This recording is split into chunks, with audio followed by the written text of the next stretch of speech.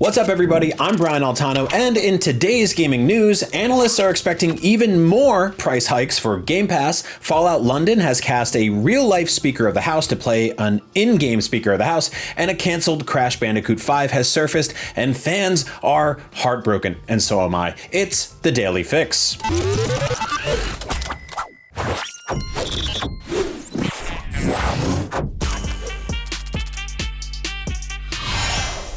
Earlier this week, Xbox announced it would raise the price of Xbox Game Pass Ultimate from $16.99 a month to $19.99 a month in the US, with similar price increases occurring across other markets.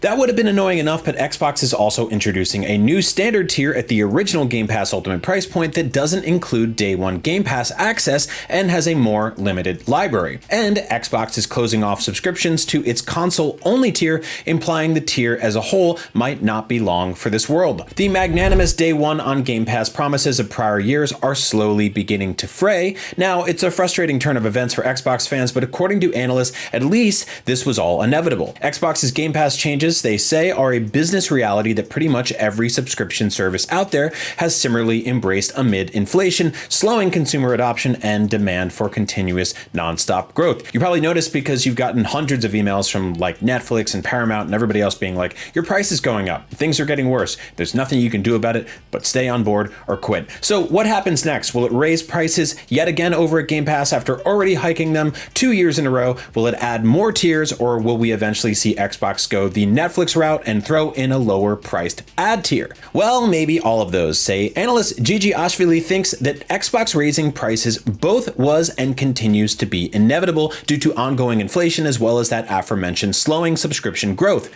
Xbox needs to increase average revenue per user, or ARPU, especially in an effort to offset the single copy sales of the new Call of Duty it's definitely going to lose to Game Pass. And analysts also remind us that Xbox is still busy building a mobile app store, so there may be a mobile-focused version of Game Pass on the way that also includes bonuses for King games like Candy Crush Saga. But mobile or not, analysts are predicting that Xbox's gamble will ultimately be successful. Now, some are estimating that global Game Pass ARPU will increase by 5.4% this year, but will then jump to an increase of 15.3% in 2025. And also they expect global consumer spending on Game Pass as a whole to reach $5.5 billion in 2025. Now, whether that will be enough for Xbox is another question. Joost van Drunen, the NYC Stern School of Business professor, came in with an even spicier prediction, an ad-based version of Game Pass. He expects such a tier to be added sometime next year, comparable to what's been seen on other services like Netflix. I have no idea how that's going to work, because if you start showing me ads in the middle of me playing I don't know, Halo or Elden Ring or something, I will punch my TV. Now, IGN's Rebecca Valentine asked him to elaborate on what he thought an ad tier would look like for a gaming service, and he said, if you recall, Xbox had previously set itself a revenue target for 2030 that included $1.4 billion in ad sales as part of its ambition to sign 100 million Game Pass subscribers. Van Drunen explained, there will be 3 phases. Roughly, initially, I expect ads to show up as a banner ad inside of the Xbox and Xbox Game Pass menu, mostly as a test case. It will start slow. However, once Microsoft develops the capability over the next years, I anticipate interstitial ads during loading screens, for instance, as a second phase. Finally, and assuming that this works out well for its ecosystem, Microsoft is likely to make an acquisition in the ad tech space to acquire the capability to both facilitate programmatic ads and a centralized inventory using existing ad industry metrics and tool sets. The last component is obviously the furthest out. It also sucks the most. I don't want any of that. Those IGN spoke to seem confident the trend of subscription service tier shifts and price hikes was likely to continue for some time to come, but there remained a lingering sense of uncertainty among analysts around Call of Duty Black Ops 6's coming October release on Game Pass. Will it move subscriber numbers like Xbox clearly wants it to? If it does, will it move enough to justify the continuation of what has previously been lauded as one of the best deals in gaming? If it doesn't, what happens to Game Pass and Xbox's broader business model? Well, no one seems to know for certain. Circana analyst Matt Piscatella, hi Matt, referred to Xbox's strategy here as pushing all the chips in, and Gigi Ashvili used a similar analogy, saying it was Microsoft's biggest gamble on Game Pass so far. If successful, Game Pass will see a wave of new subscribers and plenty of lower tier subscribers upgrading. But he adds, if Call of Duty doesn't move the needle in boosting subscriptions, then nothing else will. Guess we'll see what happens. Moving on, the expansion-sized Fallout 4 mod, Fallout London, has already secured the likes of Baldur's Gate 3's Niels Newbon for its voice cast, but has now announced that, bizarrely, former UK Speaker of the House John Bercow will star as well. Okay. As reported by VG247, Fallout London project lead Dean Carter revealed in Fallout London's Discord that its post-apocalyptic version of the UK capital will have a Speaker of the House, the member of Parliament who chairs debates between political parties, and in true Fallout fashion, the position is now held by a robot. But who's voicing that robot? None other than Bercow, of course, who served as Speaker of the House from 2009 to 2019.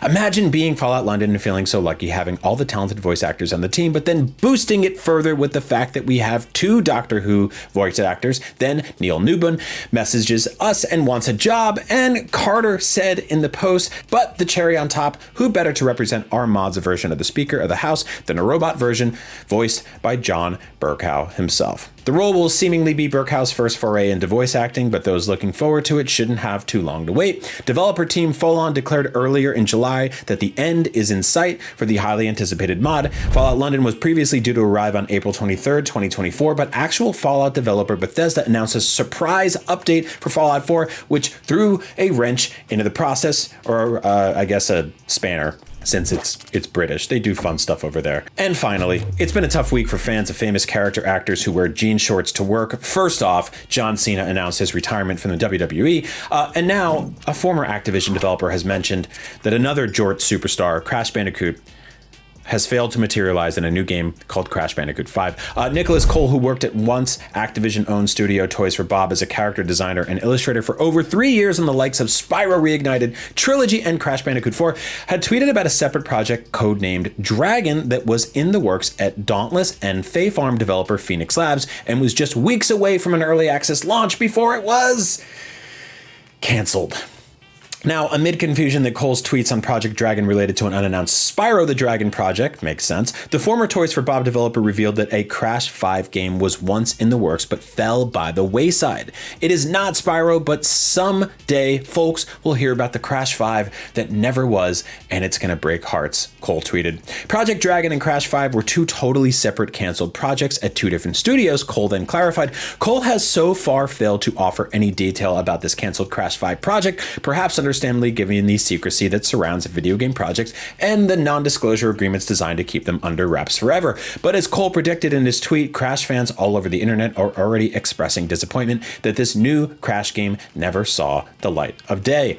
Toys for Bob owns Crash Bandicoot 4. It's About Time remains the last mainline entry in the much-loved platformer series. It launched in October 2020 across PS4 and Xbox One before hitting other platforms in 2021. Toys for Bob's online multiplayer spin-off Crash Team Rumble came out in 2023, but failed to find an audience with a final content update released in March. It was Toys for Bob's final game produced as an Activision-owned studio before going independent in February 2024. Now, hopefully, there are more Crash Bandicoot games ahead in the future, but in the meantime, put every pair of jean shorts you own on the ground and create a summoning circle, and just maybe Crash Bandicoot will return. Or John Cena. Although if he shows up in your house, he's invisible, so you won't know it. Your mom might.